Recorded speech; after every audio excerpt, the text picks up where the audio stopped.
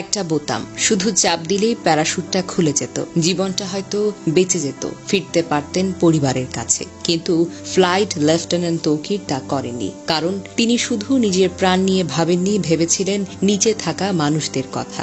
বিমানের emergency system সক্রিয় থাকলেও তিনি সিট ত্যাগ করেননি।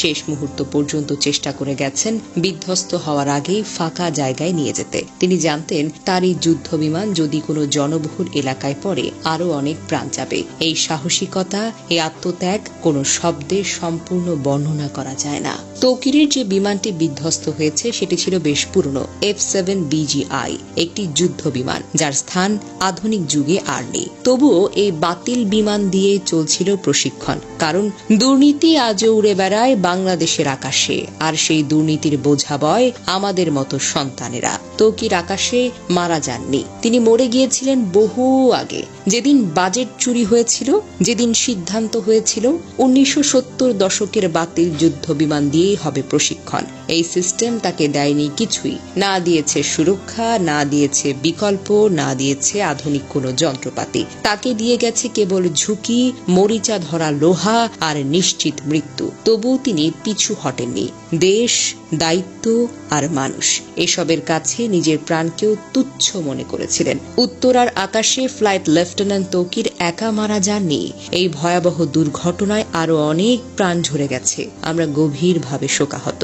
শহীদ তৌকির সহ সকল নিহতের আত্মার মাগফিরাত আমরা কামনা করি। আহতদের জন্য দোয়া করি, আল্লাহ যেন তাদের দ্রুত আরোগ্য দান করেন। আমাদের একটাই প্রার্থনা, আর যেন কোনো তরুণ তৌকিরকে একটা মরিচে ধরা যুদ্ধ বিমানের সঙ্গে জীবন বিসর্জন দিতে না হয়।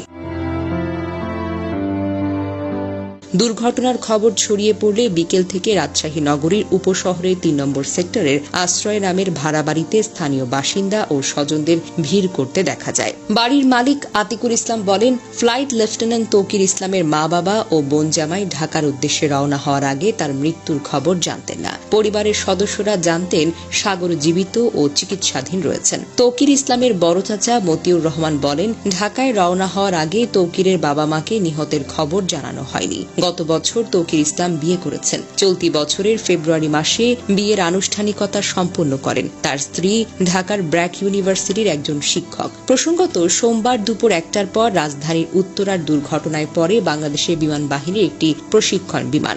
বিমানটি উত্তরার মাইলস্টোন স্কুল অ্যান্ড কলেজের একটি ভবনে গিয়ে পড়ে যায় এবং বিধ্বস্ত হয়। সঙ্গে সঙ্গে বিমান ও স্কুল ভবনটিতে আগুন ধরে যায়। যে ভবনে এটি বিধ্বস্ত হয় সেখানে বহু স্কুল পর্যায়ের শিক্ষার্থী ছিল, যাদের বেশিরভাগই হতাহত হয়েছে। দুর্ঘটনার পরপর উদ্ধার